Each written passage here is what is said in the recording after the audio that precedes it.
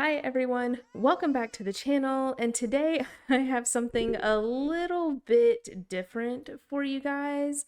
I have been working for a little while to set up this family, and I just wanted to introduce them. I don't know if they're going to show up in videos going forward, but I just think they have a lot of really cool dynamics, and it's an interesting story, kind of.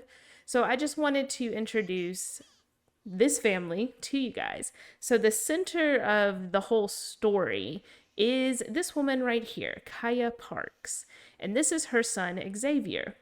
So Kaia, when she was in high school, got into a really rebellious stage. You can see here that she has the dauntless trait from completing the live fast aspiration. So she was really rebellious. She was sneaking out at night, things like that. And her parents responded in different ways. Her mom responded by kind of fighting with her about it. Her father got very strict. He would like take the door off her bedroom, ground her, things like that. And you can see that with her mom, Liana, she has a difficult relationship because in high school and throughout Kaya's teenage years, they spent so much time arguing and fighting over Kaya's, rebellion. And then with her father, Hamilton, you can see that they have a strict dynamic. And Hamilton was the one who was like, no, I'm taking your door off your room. I'm locking your windows. I'm nailing them shut. I'm putting an alarm on the door so we'll know if you leave, things like that. But none of it really deterred Kaia. She just kept skipping school, sneaking out, just in general being incredibly rebellious all the time. And after she graduated high school, she ended up pregnant. So Kaia's like 19 now, and Xavier is an infant, so he's about 8 months. And Kaia spent a lot of time going out to parties and hanging out with Xavier's dad, who is the son of a San Myshuno politician, which is, I mean, perfectly fine, except that Xavier's dad wasn't really super faithful or loyal to Kaia. And so when she found out that he had been cheating on her, she got picked up by the police while vandalizing his family's house. And that was kind of the last straw for her parents.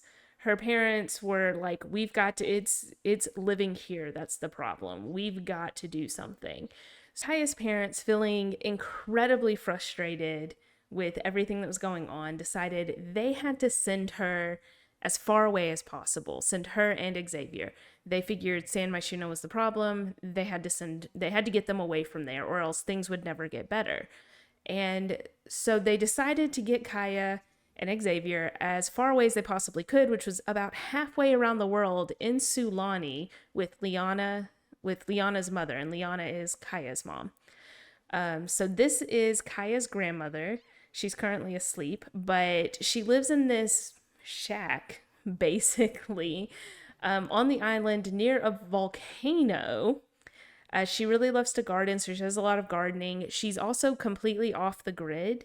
She does have some water. She has a well on her property, and she also has geothermal water from, the volcano that helps, keep the water somewhat warm and things like that.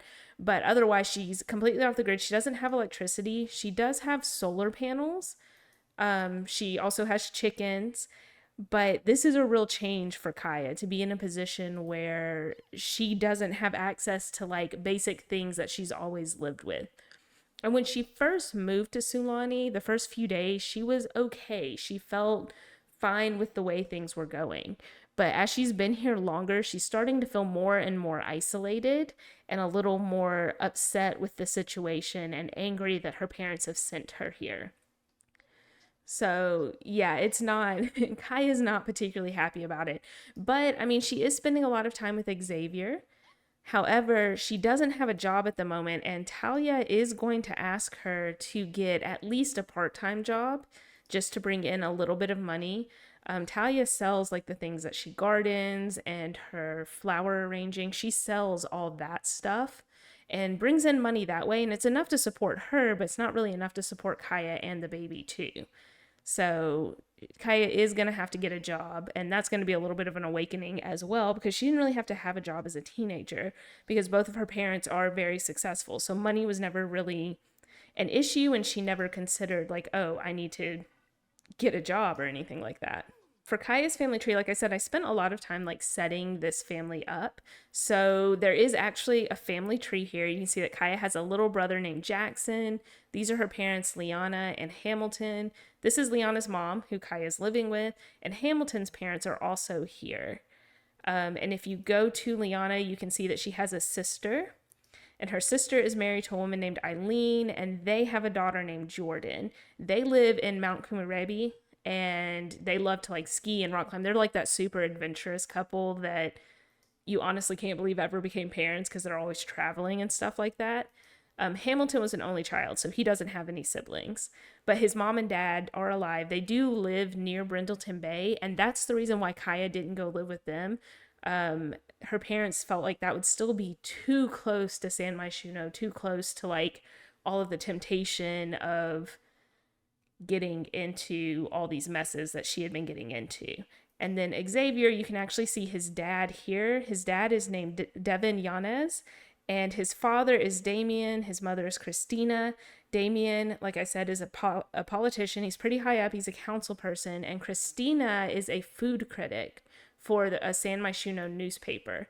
So they're both pretty well known, pretty well regarded, and Devin kind of carries some of their reputation with him, so they're pretty strict on him to not mess things up. So when they found out that Kaia was pregnant, they were kind of like, oh no, we can't have this. So as a result, Devin was also kind of rebellious. He kept sneaking out to see Kaia, but then Kaia caught him cheating on her. And that's what prompted the whole thing, where she went and vandalized his house. She was just so upset with him. And that's how she ended up here. So I am sure that there's a lot of resentment towards Devin on her end. And you can see that they are basically enemies with benefits. They have a full red friendship bar, but they still actually really, really like each other. I guess you could say love each other. I mean, as much as you can in that situation. So Kaia found herself with a little bit of free time this afternoon. Talia agreed to stay with Xavier at home, and Kaia came out to this Sulani rec center or community center. It's a little bit more newly built, so it's a little bit more modern. Has an area for kids to play in. Unfortunately, Xavier's still a little bit too young for all of this.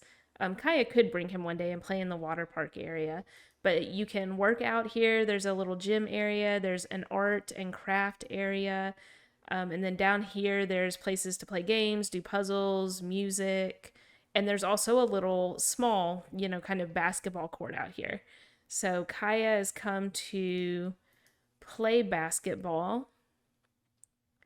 Just get some practice in, have some fun. And there's several other people here, so I think she's going to come in and meet all of these people as well, just so she can start making some friends here, because I think Kaia has finally realized like she's going to be here probably for a little while. So like I said, this was just a quick introduction into Kaia and this family and story that I've set up. If you guys would like to see more of this story on the channel, please remember to like this video, subscribe so you can see more, and leave a comment letting me know that you want to see more. I'd be happy to continue recording this family. I really do love them already. And yeah, I will see you guys later.